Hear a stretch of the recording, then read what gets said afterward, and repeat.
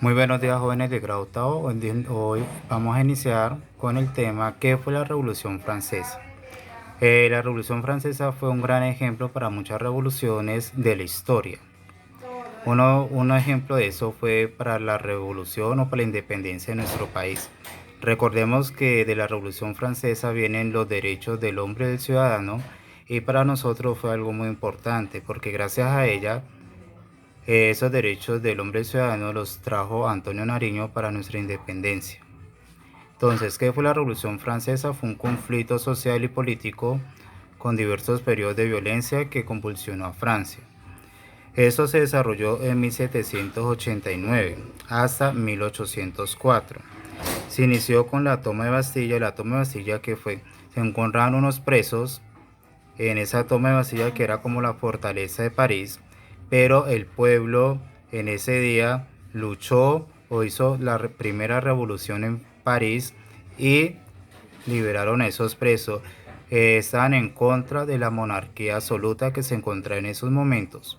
Entonces, a partir de ahí se inició lo que fue la Revolución Francesa. Tomó como protagonista a miembros de opositores de diferentes partidos del antiguo régimen.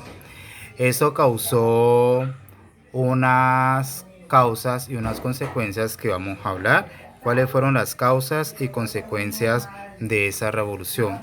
Una de las causas fue la monarquía absoluta. Recordemos que la monarquía absoluta es donde una sola persona tiene el mando y tiene el poder absoluto y toma las decisiones frente a un pueblo.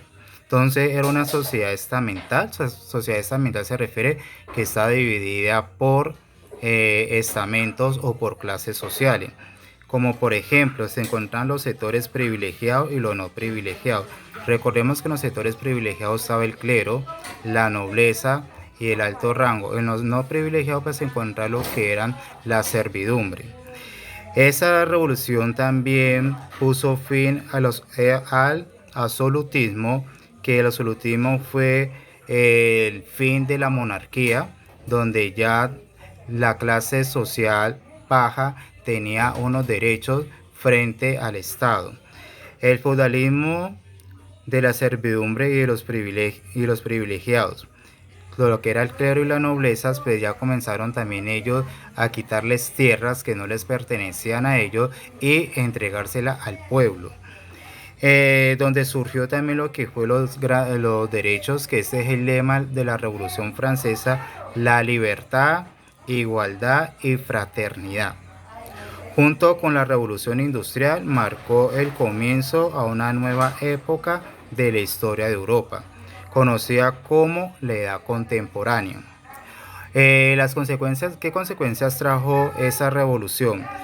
Esos derechos, entre otras ideas, se expandieron por toda Europa, incluyendo los líderes revolucionarios de la independencia de América.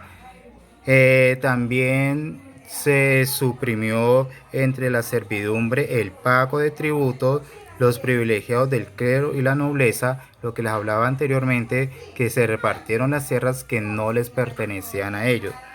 Y paulatinamente, pues, que era el ascenso de la burguesía, pues paulatinamente el ascenso de la burguesía se transformó en el grupo social predominante en Francia. Recordemos que la burguesía eran los pequeños artesanos que surgieron después de la Revolución Industrial.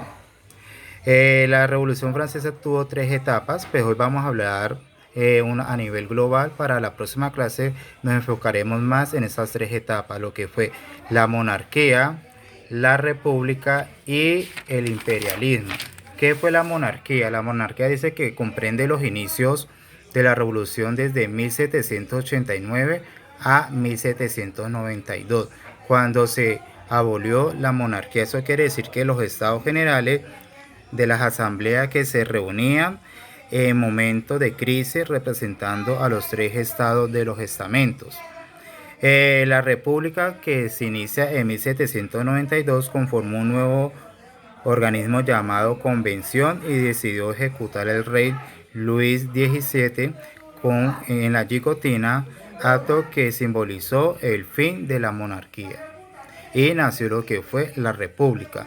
Y por último, el imperialismo, que es la coronación de Napoleón en 1804, significó el surgimiento del imperio napoleónico. ¿Eso qué quiere decir? Que cuando Napoleón fue, se puede decir como monarca o como rey de la Revolución Francesa, donde su régimen logró expandirse por todo el continente europeo. Pero en 1815, cuando Napoleón fue derrotado por los británicos y los prusianos. Como les dije, dentro de 8 días hablaremos bien sobre estas 3 etapas para que les quede más claro.